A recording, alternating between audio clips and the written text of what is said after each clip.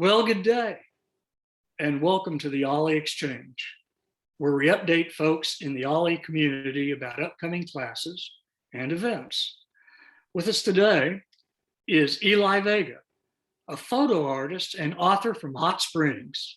Eli, welcome, and thanks for agreeing to lead your class, Beginning Digital Photography. Oh, you're welcome. Thank you. I enjoy it. I enjoy doing this. Oh, good. Eli, you've taught several OLLI classes before, and particularly on photography. Give us a sense of some of the things people might expect to learn in this Zoom class that you're teaching.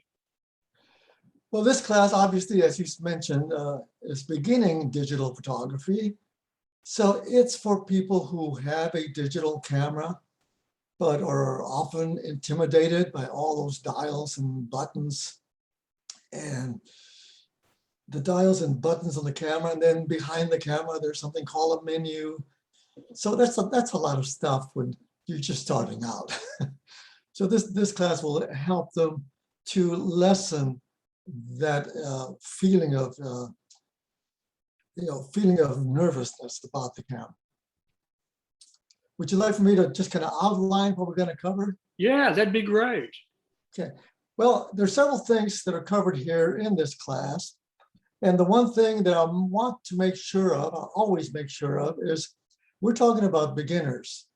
So as beginners, not only do my students not know much about the camera or photography, which is, they're two different things here, but they're also new to just the whole thing, and they're new to the terminology. When I say, like exposure compensation dial, they'll go, what are you talking about? Okay, so I understand that.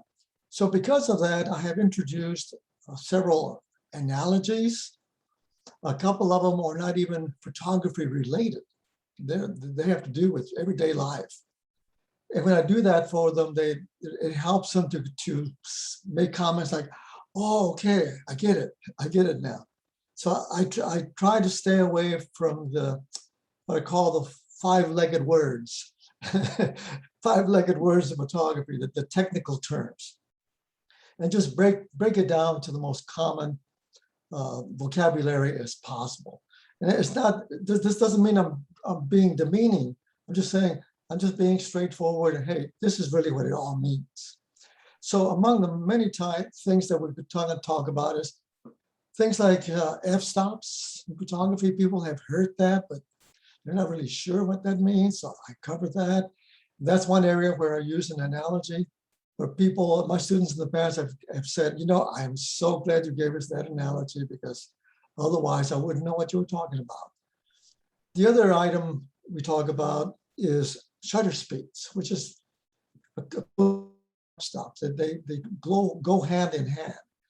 So not only do I talk about f-stops and shutter speeds, but I talk about how they work together in photography. I also cover something that probably belongs in more of an intermediate level kind of photography, but it's something that I introduce into this course because if you're going to start doing photography, you have to know something called composition. Composition is so critical. So I talk about that. I have 7 principles of composition that I share with them. And for everything I talk about, I share examples, my own photographs, so they can connect the dots. So I talk about f-stops, shutter speeds. I talk about something called the built-in light meter, which a lot of people don't know that even exists inside the cameras. But there's this little puppy inside the camera called the built-in light meter. It's a very troubling feature. So I break it down for them, and I instruct my students as to how to override it themselves. So speaking of overriding, the overriding message here in my class is that when you're done with this class, you will feel like you have much more control over the camera as opposed to the camera having control over you. So that's my overriding message to my students. I also talk about the #1 problem in photography and the #1 solution to photography. They like that a lot. Here's the #1 problem. But here's the #1 solution, which you can do right with your camera. So that they like that. Another item I discuss and teach is lenses. There are so many lenses out there, wide angle lenses, telephoto lenses, macro lenses, and then there's zoom lenses, all kinds. And then there's lenses that have f2.8, others that have f5.6. What's all that about? So I cover lenses, what all those numbers mean.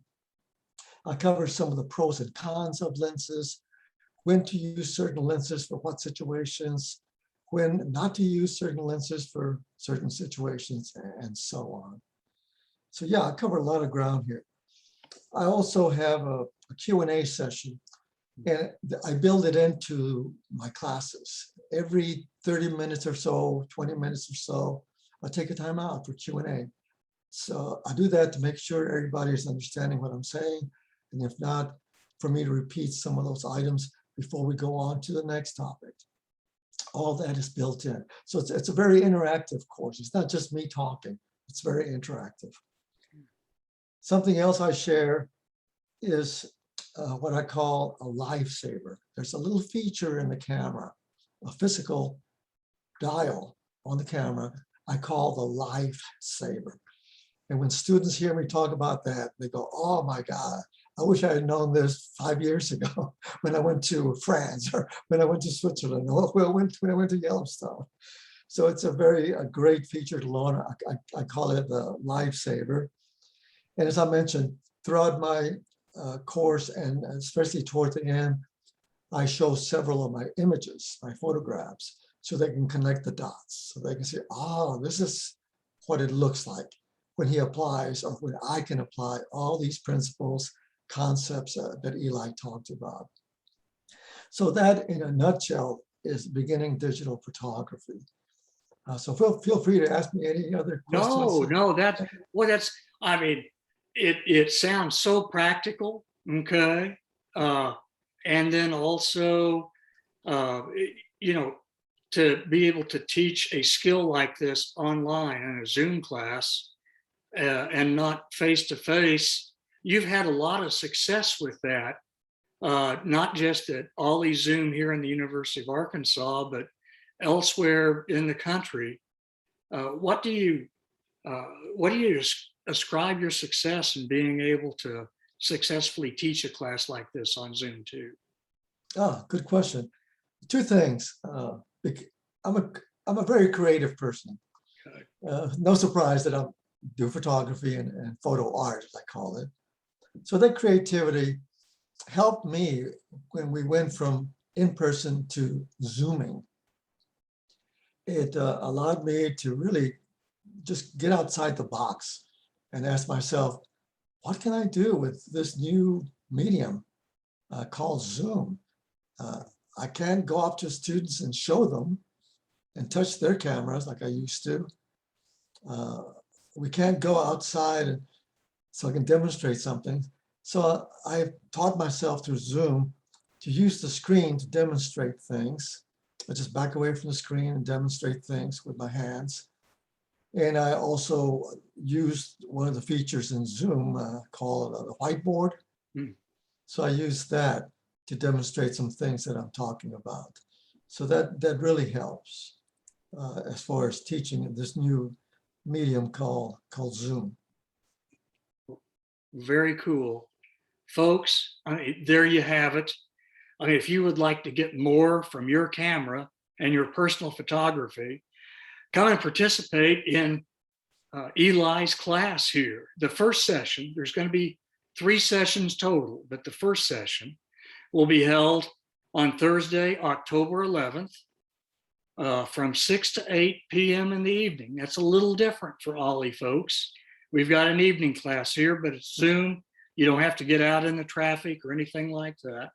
Come and learn how to get more from your camera so our memories can be that much sharper and that much more fun to pull up later on. And Eli, thank you so much for offering this class. You're welcome. You're welcome. Enjoy it. Looking forward to it. No, and folks, get online and enroll now. Thanks so much.